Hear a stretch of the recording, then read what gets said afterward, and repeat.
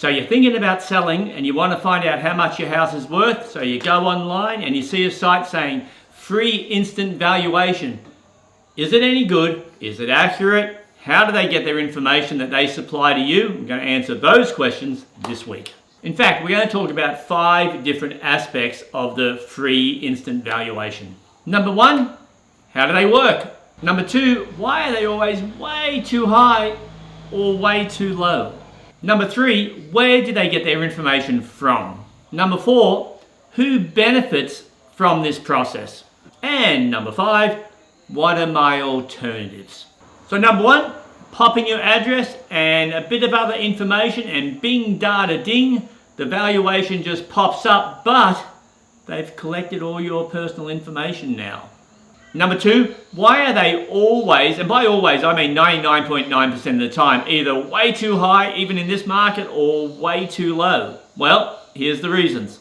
It's because they do not take into account land size, the fact that some developers may purchase a whole block and it may be a sale for $10 million. That skews all the results. Specific location. Are you located right next to a big power station? Are you located next to a toxic waste dump? They don't take that into account. Condition. The condition of your property. That doesn't even come into the picture. Buyer demand or how much competition you have at any point in time. So you can see without all of this information, in fact all they have is your address, it's almost impossible for that valuation to be accurate. So number 3, where did they get their information from? Well, it's public record. You could get all the same information. They just collate it into an end figure, which is inaccurate, which I've said. So when a house is sold, that information is public record. It's recorded after a few months, and that's what they have access to through different mediums, but they all get their information from the same source, which is typically the county or the city.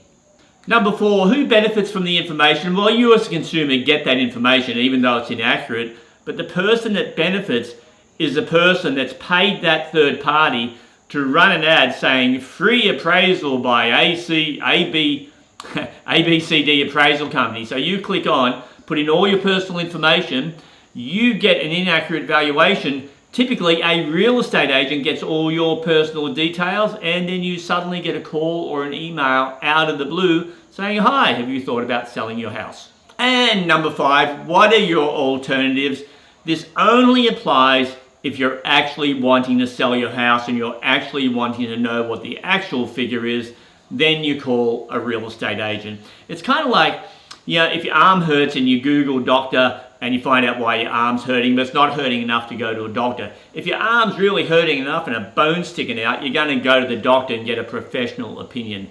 Same thing in real estate. If you're really serious about either A, finding out the value of your house for whatever reason, you know, divorce, death, whatever it happens to be, or you're actually selling your house, then the only way to get an accurate information is to call a real estate agent, a professional, have them come out to your house, have them look at your house, do a professional valuation, and then give you that information. That is the only way you're going to get accurate information, and really that's your only alternative if you're serious about this process. And by serious, I don't necessarily mean serious about selling, I just mean serious about getting an actual value that's accurate.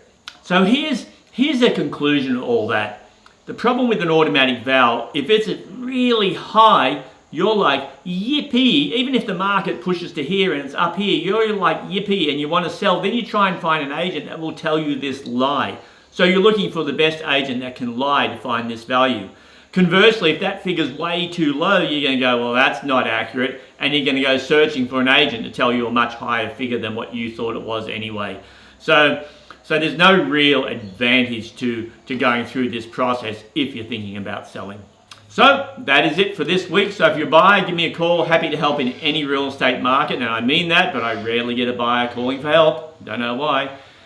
If you're a seller, would love to show you our 11-phase system on how we get your property sold to the highest value by doing a combination of lots of different things, including tender, submit a price, auction, offers over, an actual price. It's a combination of a lot of things done before the property ever goes on the market, so we know where we think the buyers are going to be to give you the best chance of getting the highest price. And if you're a landlord and you want your property rented, call us and we'll tell you about our rental guarantees. That's it for this week. Goodbye.